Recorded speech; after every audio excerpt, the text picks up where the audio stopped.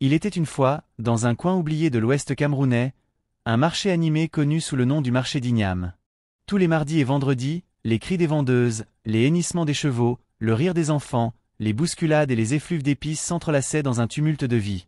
Au milieu de cette vie grouillante, un homme s'était fait un nom, Maestro, le boutiquier du carrefour central. Sa boutique ne vendait pas seulement du riz, du savon et des piles, mais elle portait la mémoire du quartier, des ragots, des dettes oubliées, des secrets tus. Marié à une femme douce et discrète, il était père de 5 enfants. L'aîné, Valère, était un garçon studieux et réservé, élève de terminale au lycée technique de Mbouda. Il rêvait de voitures volantes, de robots intelligents, de mécatronique et de Détroit. Ses frères, plus jeunes, jouaient encore au foot sur les routes de terre, inconscients des monstres qui se réveillaient une fois la nuit tombée. Ce jour-là, c'était un vendredi. À 19 heures, comme toujours, Maestro verrouilla sa boutique. Il avait vendu toute sa cargaison d'huile, et il rêvait d'un bon plat de taro et de sauce jaune que sa femme devait avoir préparé.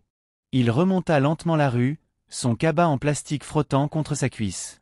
Il ne savait pas qu'on l'attendait.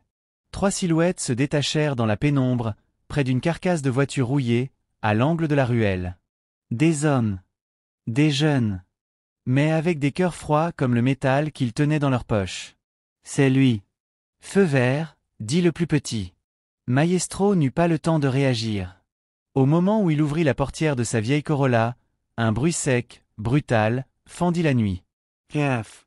Une balle lui transperça le genou droit. Pam. La deuxième explosa son tibia gauche. Il hurla, tomba à genoux, le front contre la terre battue. Il tenta de ramper, mais l'un des garçons s'approcha, le souffle court, le marteau serré entre ses doigts tremblants. Ils ont dit, pas de témoin. 엘리마오토 에세버티. Une fois. 2 fois. Le sang se mêla à la poussière rouge du sol. Et pourtant, dans un dernier sursaut, Maestro leva les yeux vers les étoiles et murmura d'une voix pleine de feu. Je ne reposerai pas, tant que justice ne sera faite. Que leur sang coule un jour comme le mien. Puis il ferma les yeux. Mais juste avant de quitter ce monde, il prononça un dernier mot à l'intention de ses enfants. Prenez soin les uns des autres. Ne laissez pas cette haine vous diviser. Restez forts, pour moi. Le lendemain, les pleurs fendaient le marché. Les femmes se frappaient la poitrine. Les hommes parlaient à voix basse. Le corps de Maestro était là, recouvert d'un pagne, les jambes tordues, le visage à moitié brisé. Mais le plus étrange, c'est que cette nuit-là, personne n'avait rien vu. Personne n'avait entendu les coups. Pas un témoin. Pas une alarme. Rien. Comme si le marché lui-même avait fermé les yeux. Mais Valère, lui, n'avait pas dormi. Et dans ses yeux, quelque chose avait changé. Le mal ne frappe pas toujours les méchants. Mais la façon dont les vivants y répondent détermine s'ils deviennent, à leur tour, des monstres. Le deuil de Maestro dura 3 jours, mais la douleur, elle, s'installa pour toujours. Le soir de l'enterrement, Valère, le fils aîné, ne pleura pas. Il ne cria pas. Il regarda simplement le cercueil descendre dans la fosse, les poings serrés, les mâchoires contractées. Ce n'était pas un garçon violent. Mais cette nuit-là, il cessa d'être un enfant. Au village, tout le monde savait que le meurtre n'était pas un simple braquage. Maestro deranged. Il refusait les pots de vin. Il avait récemment dénoncé un détournement de vivres humanitaires par un groupe de jeunes liés à un élu local. Et quelques jours avant sa mort, un voisin l'avait entendu au téléphone parler de « nom à révéler » et d'un « cahier noir » caché dans sa boutique. Ce cahier disparut la nuit du crime. Mais personne ne parla. Ni les anciens. Ni les commerçants. Ni les gendarmes. Le silence du marché d'Ignam était un mur, épais, complice. Une semaine plus tard, Valère disparut. Sa mère crut qu'il était allé se recueillir. Mais il ne rentra pas. Ce que personne ne savait, c'est que Valère avait retrouvé le double des clés de la boutique. Et sous la dernière planche du comptoir, il avait trouvé ce que son père avait caché. Un petit carnet noir, usé, avec des dates, des noms, des montants. Une preuve vivante de corruption. Et surtout, à la dernière page, 3 initiales encerclées. TKFDZL. Valère savait désormais que l'assassinat de son père n'était pas un hasard. Mais un contrat. Et il avait juré.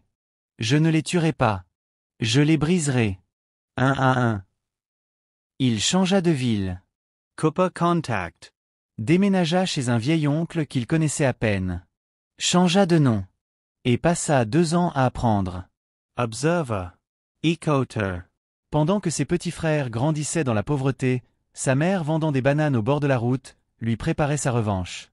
Il apprit à coder, à pirater des comptes, à manipuler des réseaux sociaux, à se faire des amis puissants, discrets, dangereux. Il créa même une fausse ONG de lutte contre la corruption. Un piège. Puis un jour, il revint au village. Personne ne le reconnut. Costume noir. Lunettes sombres. Ordinateur dans un sac à dos. Mais les corbeaux, eux, se souvinrent de lui. Et les machettes, aussi. Le silence protège parfois le crime. Mais un cœur brisé, nourri de justice, devient plus tranchant qu'une épée. Valère n'existait plus. Dans les papiers, sur les réseaux, dans le monde visible, il s'appelait désormais Monsieur K, président d'une ONG fictive nommée « Le Fil du Juste ». Il ne parlait plus le patois du marché d'Ignam. Il portait des chemises à col cassé, des montres suisses en imitation et un calme effrayant. Mais derrière ses lunettes noires, la tempête grondait. Son premier objectif s'appelait TK, Timothée comme un ancien camarade de son père, devenu chef de comité de gestion du marché. Sous ses ordres, des tonnes de riz et de médicaments destinés aux pauvres avaient disparu, et devinez quoi? C'était juste après que Maestro ait commencé à parler. Valère monta une stratégie aussi simple que diabolique. Il fit semblant d'apporter une subvention étrangère à l'administration du village pour moderniser le marché. Il promit des bourses pour les enfants pauvres, un nouveau bâtiment scolaire et des panneaux solaires. Il convoqua un séminaire de formation, réservé aux chefs de secteur, incluant TK. Et le piège se referma. Lors d'une réunion, privée, au grand hôtel de Mbouda, les caméras cachées filmèrent tout. TK, souriant, corrompu jusqu'à l'os, acceptant un pot de vin, contre la suppression de certains noms gênants dans le registre. Dont celui de Maestro. Valère n'eut même pas besoin de le livrer à la police. Il fit mieux. Il posta l'extrait vidéo sur les réseaux sociaux du Cameroun entier. En 48 heures, la vidéo devint virale. TK perdit tout, sa fonction, ses soutiens, sa famille, son honneur. Et une nuit, il tenta de fuir. Mais un accident mystérieux sur la route de Bafoussam mit fin à sa cavale. Valère ne dit rien. Ne pleura pas. Mais il griffonna ces mots dans son carnet, 1 sur 3. Pendant ce temps, au marché d'Ignam, les rumeurs s'envolaient. Un homme masqué. Une malédiction. Certains disaient que l'esprit de Maestro était revenu venger son sang. D'autres murmuraient que les morts ne parlaient pas, sauf quand leurs enfants les écoutaient vraiment. Et dans les ténèbres, 2 autres noms restaient à effacer. FD Félix Donga, le gendarme. ZL Zachary Levaux, le chef d'arrondissement. Mais Valère savait. La vengeance n'était pas un coup de poing. C'était un poison. Et lui, il devenait le serpent. La justice véritable ne se crie pas. Elle s'orchestre dans le silence, comme une tempête qui avance sur la pointe des pieds. Le marché d'Ignam ne dormait plus. Depuis la chute de Timothée Com, la peur avait changé de camp. Les voleurs priaient. Les menteurs tremblaient. Les puissants regardaient derrière eux. Un nom flottait sur toutes les lèvres. Le corbeau est revenu. L'enfant de Maestro rôde. Mais personne ne savait que Valère avait déjà pris pour cible le 2e homme, Félix Donga, dit FD, l'adjudant-chef du poste de gendarmerie locale. C'était lui qui avait classé, sans suite, l'enquête sur le meurtre de Maestro. C'était aussi lui que le vieux Kofi avait vu sortir de la boutique en pleine nuit, le cahier noir à la main. Mais cette fois, Valère n'allait pas utiliser Internet. Il voulait que Félix entende la voix de son passé. Qu'il se regarde en face. Et qu'il s'écroule. Il se fit embaucher dans un cybercafé à Bafoussam, sous une fausse identité. Chaque nuit, il fabriquait de faux dossiers, des lettres officielles, des appels anonymes. Puis, pendant 40 jours, il envoya à Félix des copies du cahier de Maestro, des photos anciennes de la scène du crime, des extraits audio trafiqués avec la voix de son père disant « Je sais ce que tu as fait ». Félix perdit le sommeil, puis l'appétit, puis l'esprit. Une nuit, il courut nu dans la rue, hurlant aux fantômes, se frappant la poitrine avec des feuilles de bananier. On le retrouva dans la rivière, pieds nus, marmonnant. Il revient, je vous dis qu'il revient. Maestro me regarde dans le miroir. On l'interna. Et Valère écrivit. 2/3. Mais ce que Valère ignorait, c'est que Zacharie Leveau, le dernier nom du cahier, savait. Il avait reconnu l'ombre derrière la chute de TK. Il avait deviné la main derrière la folie de Félix. Et Zacharie n'était pas du genre à attendre. Une nuit, la petite sœur de Valère, Eliane, disparut. Enlevée à la sortie de l'école. Un mot griffonné fut déposé à la porte de leur mère. Le serpent a des dents. Mais le lion a des griffes. Arit. Où la petite ne rentrera jamais. Pour la première fois depuis 3 ans, Valère eut peur. Une peur froide. Une peur noire.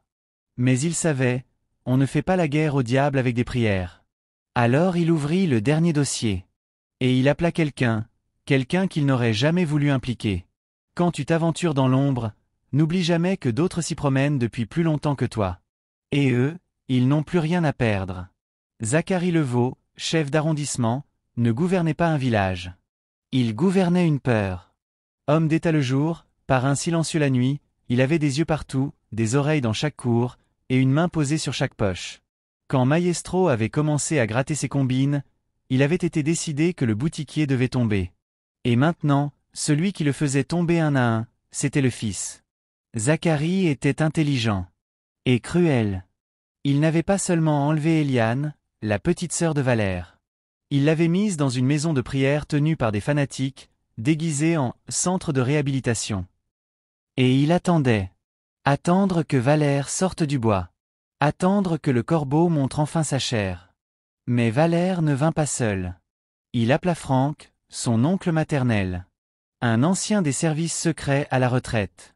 Un homme qu'on appelait à l'époque le chirurgien invisible, parce qu'il entrait et sortait sans qu'on le voie, laissant derrière lui des vérités qui saignaient. Franck n'avait jamais aimé Akari. Il n'avait jamais digéré la mort de Maestro. Alors il dit simplement. Tu veux récupérer ta sœur? Très bien. Mais si on y va, on ne revient pas en arrière. Pendant 8 jours, ils planifièrent tout. Ils infiltrèrent le centre. Ils piratèrent les caméras. Ils firent parler une ancienne employée, menacée jadis par Zacharie. Et le 8e jour, ils frappèrent. Un jeudi, à 3 heures du matin. Un vieux van s'arrêta derrière le centre. 3 hommes sortirent. Aucune parole. Juste des pas. Des mains. Des visages déterminés. Eliane fut retrouvée dans une pièce sans fenêtre, assise dans un coin, les yeux vides.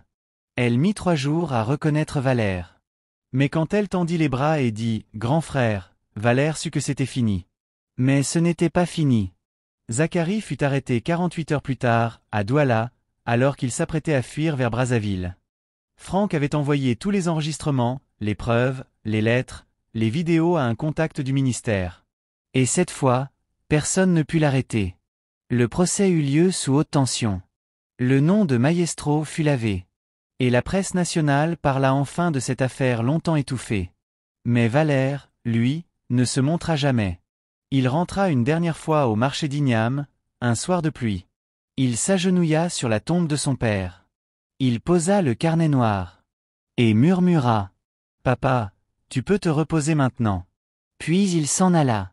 Et depuis ce jour, quand le vent souffle entre les étals d'Ignam et les sacs de riz, on dit qu'on entend parfois une voix, faible, mais sûre.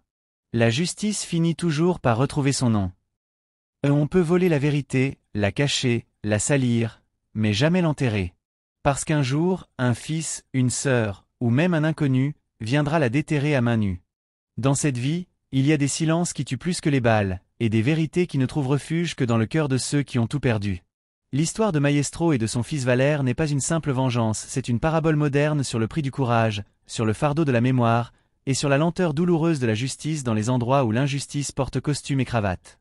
Maestro n'était pas un roi, ni un prophète. C'était un homme simple, droit, honnête, comme tant d'autres, qui croyait que le bien se suffisait à lui-même. Il n'avait pas compris qu'au cœur du système, la lumière dérange ceux qui vivent dans les ténèbres. Et quand il a été abattu, il n'a pas simplement laissé une veuve et des enfants. Il a laissé une semence. Car chaque injustice est une graine. Soit elle pourrie dans le sol du silence. Soit elle germe dans le cœur des vivants. Et donne un arbre dont les racines brisent les fondations du mensonge. Valère a choisi de ne pas devenir un criminel, bien qu'il en ait eu toutes les raisons. Il aurait pu tuer. Il aurait pu brûler le marché. Mais il a compris que la vraie justice n'est pas la revanche, mais la réparation. Ce qu'il a construit, lentement, avec douleur, avec ruse, c'est un chemin. Un modèle. Il a appris que dans ce monde, ce n'est pas la douleur qui nous détruit, mais le silence qui suit. Ce n'est pas le malheur qui nous brise, mais l'oubli du nom de ceux qu'on a perdus. Ce n'est pas le crime qui triomphe, mais l'indifférence des témoins. Et à la fin, quand le dernier coupable est tombé, Valère n'a pas crié victoire. Parce que la justice, la vraie, ne crie pas. Elle s'incline. Elle honore. Elle reconstruit. Alors retiens ceci. Tu n'as pas besoin d'être fort pour te battre. Tu as besoin d'être debout. Tu n'as pas besoin d'être riche pour changer les choses. Tu as besoin de ne pas avoir peur de perdre. Et surtout, tu n'as pas besoin d'un nom célèbre pour défendre la vérité. Tu as seulement besoin de ne pas en avoir honte. Que l'esprit de Maestro repose enfin en paix. Et que les Valères du monde sachent qu'ils ne sont jamais seuls. Si cette histoire t'a captivé et t'a fait frissonner, abonne-toi, like et partage pour m'encourager.